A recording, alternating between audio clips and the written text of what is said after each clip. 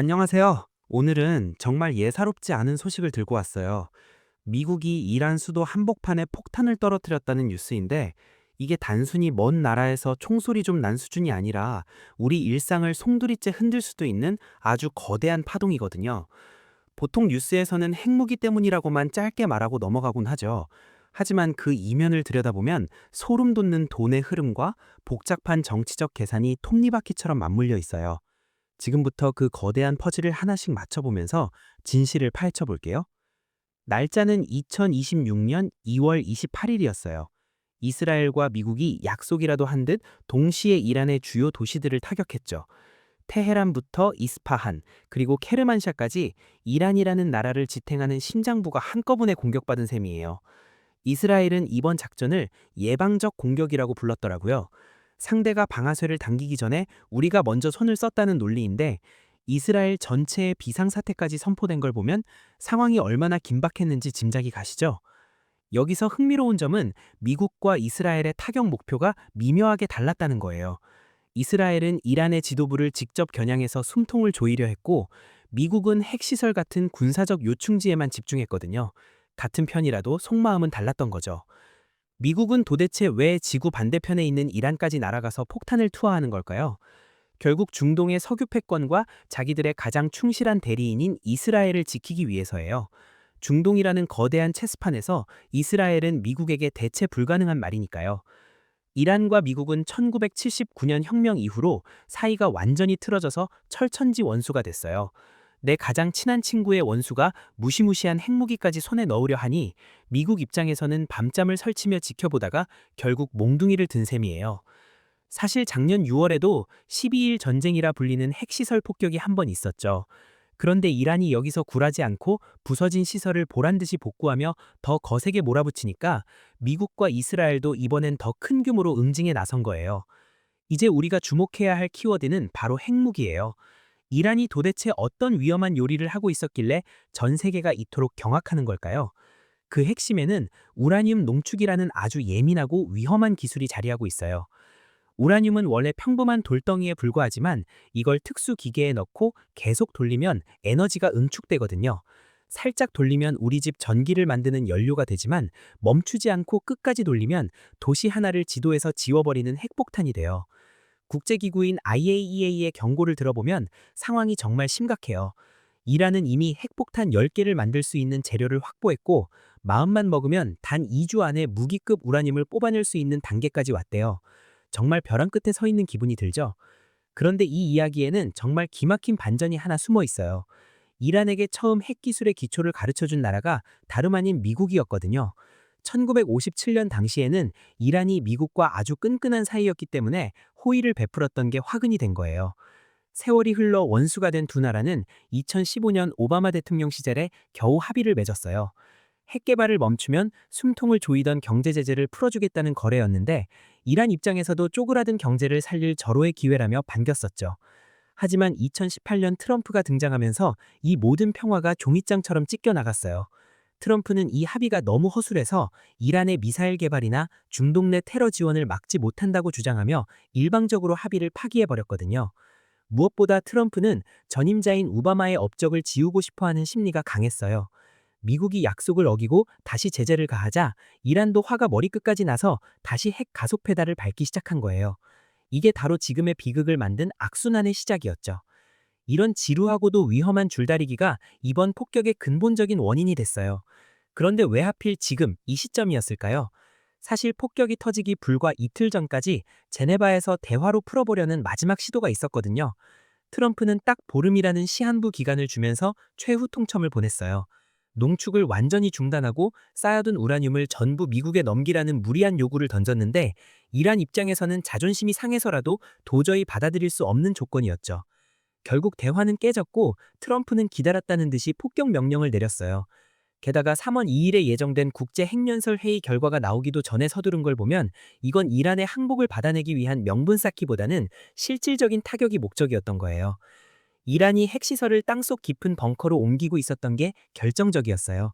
전문가들은 2주만 더 지나면 콘크리트와 흙으로 덮여 폭탄으로도 뚫을 수 없는 요새가 될 거라고 경고했으니 미국 입장에서는 지금 아니면 기회가 없다고 판단한 거죠. 핵이야기는 이쯤 하고 이제 이란 내부에서 벌어지고 있는 진짜 슬픈 비극을 들여다볼게요. 지금 이란 사람들은 내 주머니 속의 돈이 하루아침에 낙엽처럼 쓸모 없어지는 지옥 같은 인플레이션을 온몸으로 견디고 있거든요. 10년 전만 해도 3만 리알이면 1달러를 살 수 있었는데 지금은 142만 리알을 줘야 해요. 돈의 가치가 무려 44분의 1로 토막난 셈인데 여러분의 월급이 갑자기 몇만 원 수준으로 떨어진다고 생각하면 얼마나 끔찍한 일인지 체감이 되시나요? 식료품 가격은 1년 만에 70% 넘게 폭등했어요. 오늘 사 먹던 빵값이 내일이면 2배가 될지 모르는 불안감에 상인들이 가게 문을 닫고 거리로 쏟아져 나왔죠. 배고픔 앞에서 정권의 위험 같은 건 아무런 힘도 쓰지 못했거든요. 처음엔 먹고 살게 해달라는 호소였는데 곧이어 정권을 갈아엎자는 분노로 바뀌었어요. 1979년 혁명 이후 가장 거대한 시위가 이란 전역의 100여 개의 도시를 휩쓸었고 사람들은 최고 지도자의 퇴진을 목이 타져라 외치기 시작했죠.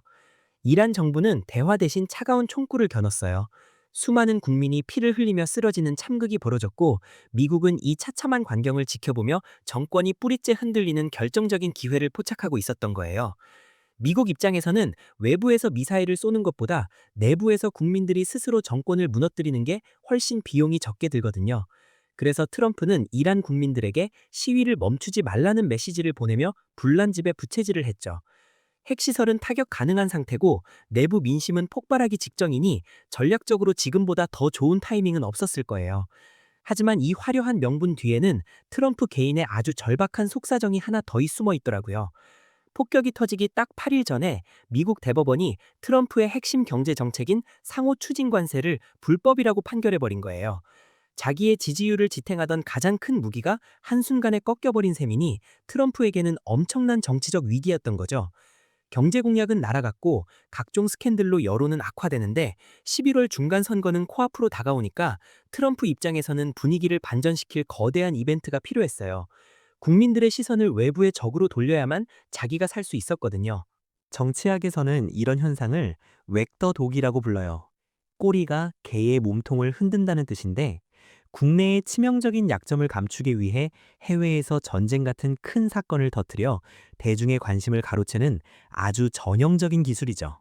뉴스가 매일 트럼프의 재판이나 정책 실패 이야기만 하다가 갑자기 이란과의 전쟁 뉴스로 도배되면 사람들은 자연스럽게 공포에 질려 대통령을 중심으로 결집하게 돼요. 트럼프는 이 심리적 효과를 누구보다 잘 아는 장사꾼이었던 거예요. 전쟁이 터지면 지금 나라가 위기인데 대통령을 비판할 때냐는 목소리가 커지거든요. 이걸 국기 뒤에 모이기 효과라고 부르는데, 트럼프는 자신의 정치적 생명을 연장하기 위해 이란이라는 재물을 선택한 셈이에요. 트럼프는 러시아와 우크라이나 전쟁은 빨리 끝내고 싶어 해요. 그래야 전임 정부가 쏟아부은 천문학적인 지원금을 조사해서 정치적 공격 카드로 쓸 수 있거든요. 반면 중동은 긴장이 높아야만 자기에게 유리한 판이 짜여요. 중동에서 총성이 울려 퍼져야 사우디아라비아 같은 부자 나라들이 겁을 먹고 미국산 첨단 무기를 수십조 원어치씩 사가거든요. 이건 단순한 국방의 문제가 아니라 미국 방위 산업체들의 배를 불리는 거대한 비즈니스예요. 더 소름 돋는 건 이 무기들을 만드는 공장들이 펜실베니아나 미시간 같은 미국의 핵심 선거구에 몰려 있다는 사실이에요. 공장이 바쁘게 돌아가면 일자리가 늘고 그 지역 사람들은 결국 트럼프에게 표를 던지게 되는 구조죠. 결국 이란이라는 공공의 적이 계속 무서운 존재로 남아있어야 무기가 팔리고 일자리가 생기며 트럼프의 권력이 공고해지는 기괴한 톱니바퀴가 완성되는 거예요. 전쟁은 누군가에게는 비극이지만 누군가에게는 최고의 수익 사업인 거죠.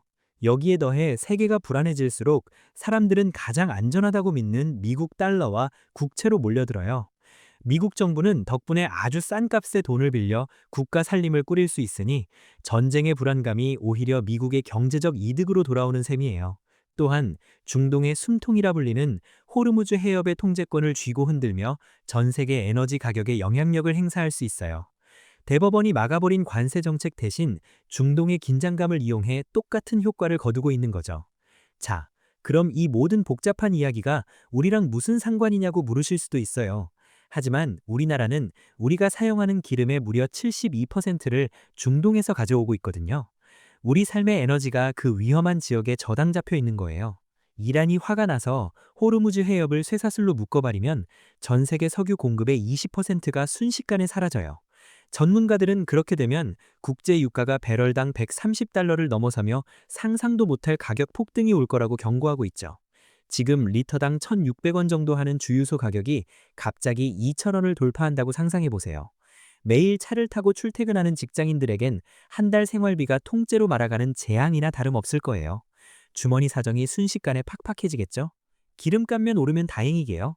택배비가 오르고 공장에 기계 돌리는 비용이 오르면 마트에서 파는 라면 하나, 과자 한 봉지 가격까지 줄줄이 인상돼요. 결국 이란의 폭탄 하나가 우리 집 저녁 밥상의 반찬 수를 줄이게 되는 거예요. 불안한 세계 정세 때문에 환율까지 치솟으면 우리가 수입하는 밀가루나 원자재 가격이 더 비싸져요. 물가가 이중으로 오르는 고통을 겪게 되는 건데 이건 내 월급만 빼고 모든 게 오르는 아주 잔인한 상황인 거죠. 결국 저 멀리 트럼프의 정치적 계산과 이란 시위대의 눈물이 내 통장의 잔고를 갉아먹는 결과로 이어지는 거예요. 세상에 남의 나라 일은 없어요. 모든 경제 이슈는 보이지 않는 끈으로 긴밀하게 연결되어 있으니까요. 오늘 이야기를 나누고 나니 이제 뉴스에서 나오는 앵커의 목소리가 조금 다르게 들리지 않으시나요? 단순히 누가 누굴 때렸다는 사실보다 그 뒤에서 웃고 있는 사람이 누구인지 보는 게 진짜 경제를 읽는 눈이에요. 전쟁의 포연 뒤에는 언제나 냉혹한 계산기가 쉴 새 없이 돌아가고 있어요. 우리는 그 계산기의 숫자를 미리 읽고 대비해야만 거친 파도 같은 경제 위기 속에서도 내 소중한 자산을 지켜낼 수 있는 법이죠. 앞으로 어떤 자극적인 뉴스를 접하더라도 왜 하필 지금일까? 그리고 이 일로 누가 가장 큰 돈을 벌까라는 질문을 스스로에게 던져보세요. 그 작은 질문 하나가 여러분을 남들보다 앞서가는 현명한 투자자로 만들어줄 거예요. 지금 당장 경제 앱을 켜서 오늘의 환율과 유가 추이를 한번 확인해보는 습관을 지녀보세요. 남들이 공포에 질려 있을 때 숫자를 통해 진실을 바라보는 연습이 나중에 여러분의 든든한 방패가 되어줄 테니까요. 내 자산의 일부를 달러나 금 같은 안전자산으로 조금씩 나누어 담는 실질적인 행동도 시작해보세요.